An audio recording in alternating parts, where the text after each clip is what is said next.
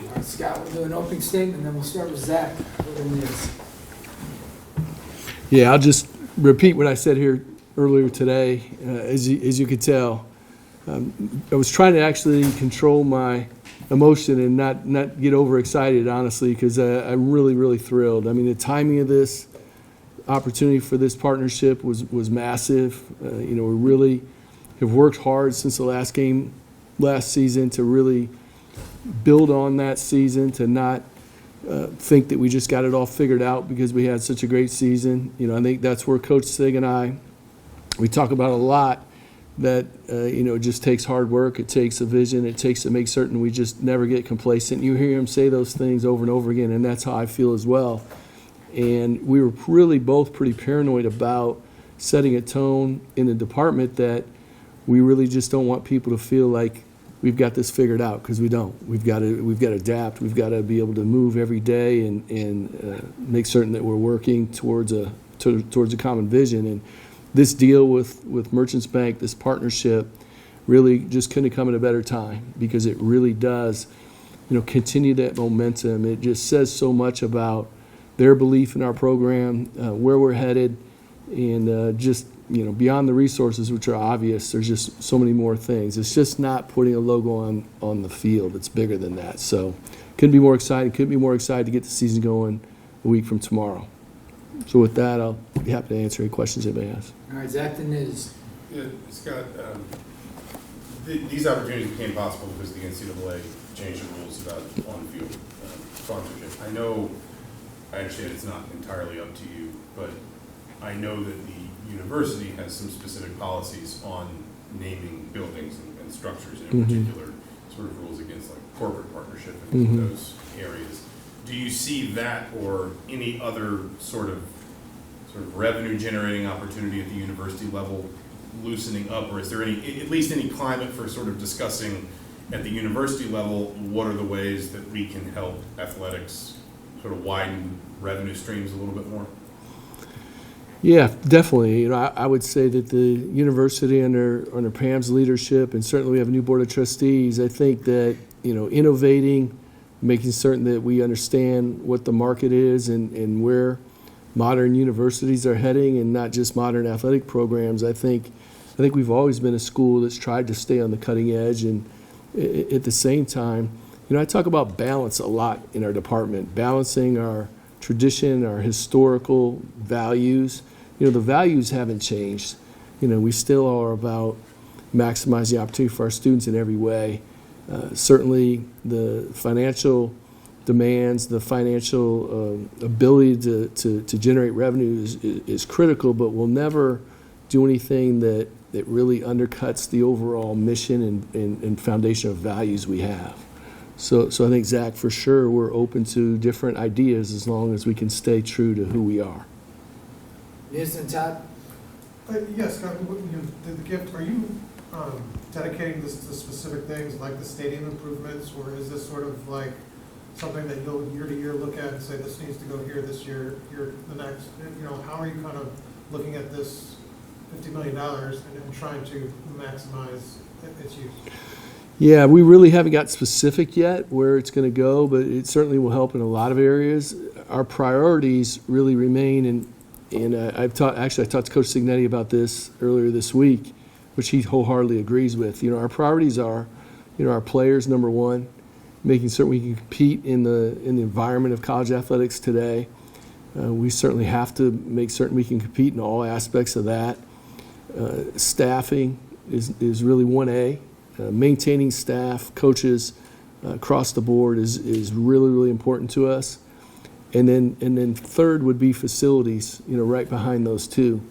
So those priorities to me are critical in all of our strategic decisions as it comes to allocating resources. And so with this type of a commitment, a long-term sponsorship opportunity like this, we'll evaluate the use of those in the best way that we can prioritize those three areas for us to move forward and hopefully reach the heights that we want to with our program.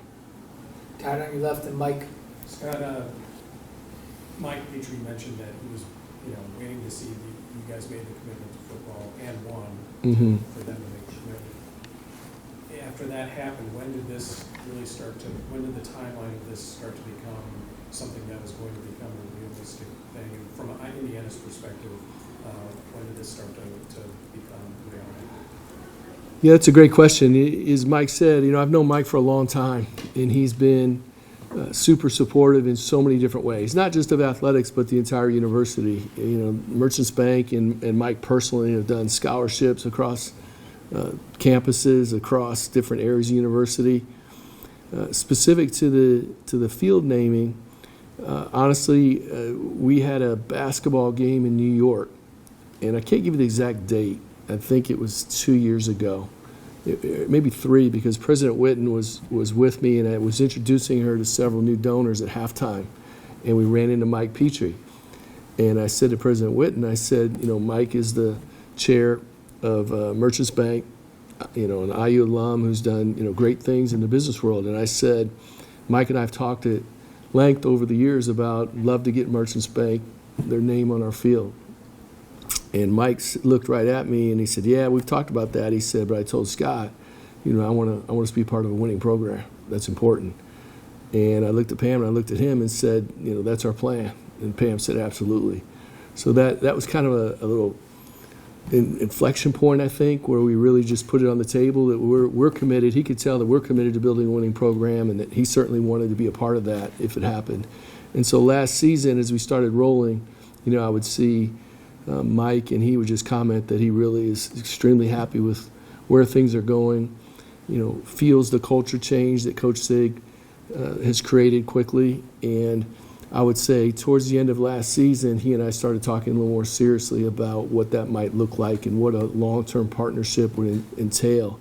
And like I said, I can't underscore enough, certainly the naming of the field is massive for them in terms of just what that brings in terms of notoriety and attention. And certainly the revenue generated for us is huge given all the challenges in college athletics today. But the partnership, the financial literacy program, all really came together then over those months since, towards the end of last season, and just couldn't be more happy the way it really came together comprehensively. But I would say somewhere towards the end of football season last year, we really started to talk about it seriously, detail-wise. Mike, right, Zach B. Yes, Scott. Yeah. How's it going? Good. This is obviously a tangible, measurable way that you benefited from the 24 season. Are there others that you can share, like from a revenue standpoint, ticket sales, anything else like that, that now that you've had a lot of time in the rearview mirror, you can really see how that season benefited you? Absolutely. Just generally the overall feel among our students and our fans, the momentum I feel. I was in the grocery store last week checking out. I just ran over on Sunday real quick, and I was in the self-checkout line, and I felt a couple of people close to me, to my right, and I looked over, and it was a husband and wife I hadn't met before, and I just looked at them, and they said, we're just 2 weeks away. We just can't wait. And it really, I told my wife when I got home, it just really made me feel good because it's on people's minds. And so the first thing that last season did is, there's just a lot of hope out there. And we talk about that a lot as a staff, that, we're in the business of really creating hope and creating a feel about the university. And so I think that is really evident and probably bigger than I can remember since I've been here. In terms of more specific results, certainly ticket sales, we've talked about them. Our season ticket sales up 50%, just the overall interest. But beyond that, I think across the campus, across the university, as I sit on the president's cabinet, just even talking to other members of the cabinet, just different anecdotal stories they'll tell me about what having that momentum and having that really good feel about where we're going in football has really helped in so many ways across the university. And, honestly, that's one of the things I really, really take with a lot of seriousness. I think we are a part of something bigger than ourselves, and I want the entire university to benefit from the momentum we can create in football. Zach B. and Daniel. You talk about the things that this kind of brings the players, the coaching staff, the upgrades. As far as the stadium upgrades are concerned, what specific stadium upgrades do you have in mind, and how does this partnership maybe further accelerate some of those for you guys? Yeah, well, I would probably put it in 2 buckets. There's a bucket of kind of just a constant looking at what we can do in the short term. And you can look at this season alone. There are internal things that we're able to complete really since the season ended last year, whether it was finalizing the new football weight room, it was renovating the Mellencamp Pavilion.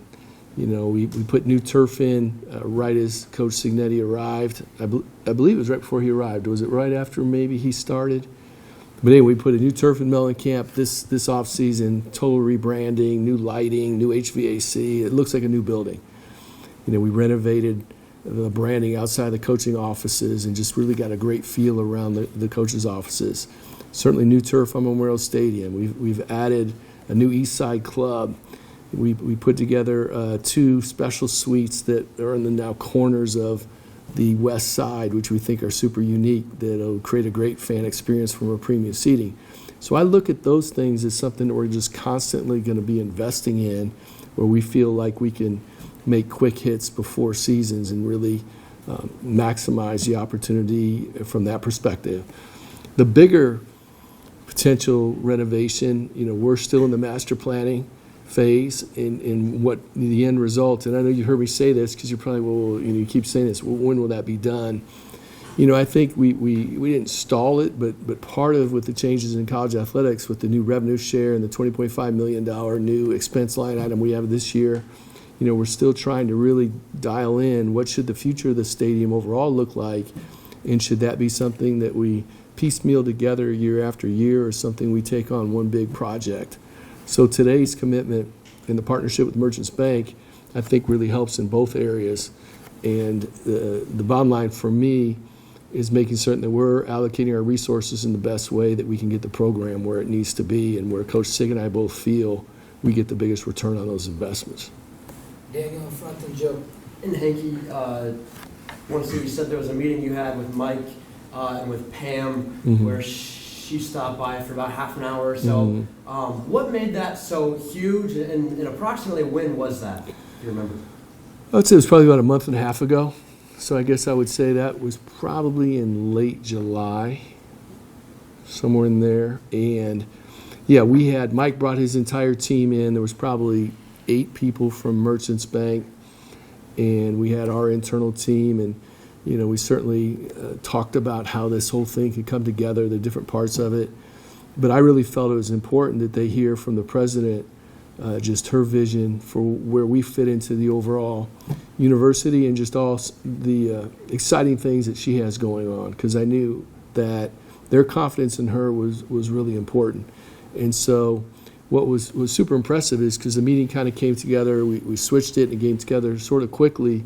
You know, she had a full day, but she carved out time to come over and sat down and talked about how important this was and this partnership, how meaningful it could be, not just for us in athletics and certainly for football, but how football has really impacted the entire university. And so I think it really meant a lot to them that she was there, and certainly helped us get to the eventual touchdown that we were looking for to get over the goal line. Joe, then back to Niz.